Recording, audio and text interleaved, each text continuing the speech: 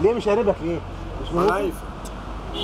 يا عم غور المنوفيه ما فيهاش شويه زباله كده بيبقوا في الاخر كده. بالعلم الحاج سعيد ده احسن شخصيه. لا الله يخليك. هي المنوفيه اصلا بتجيب لا بتجيب رجاله. اصل صوابعك مش زي بعضها. لا والله. لا ده احسن شخصيه طلع، وكان راجل يفهم السادات الله يرحمه. راجل ما بعدوش رجاله. بعد الثلاثه ما جابوش حد تاني خلاص. ليه يا عم؟ ما هو كل بلد فيها وفيها. ليه جابوا عم احمد اهو؟ ايه رايك في عم احمد؟ والله شخصيه يا محترمه. راجل هات سيرة حلوة يا راجل. هتجيب سيرة حمار بيرفص. يا راجل اهو. انت شكلك عامل يلا انت رايك ده في عم عامل زي احمد؟ اللي بيبيع عدس وكمان. ده رايك في عم احمد؟ بس والله الحاج احمد طيب جدا. لا طيب طيب واهم حاجه فيه والله. لا بس انت عارف رايه فيك ايه؟ عشان اديك على خلقتك. اهو.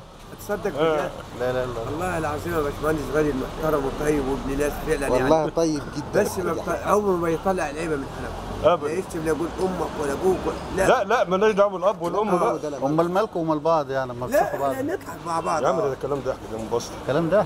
اه طيب خلاص. فكرين الكلام ده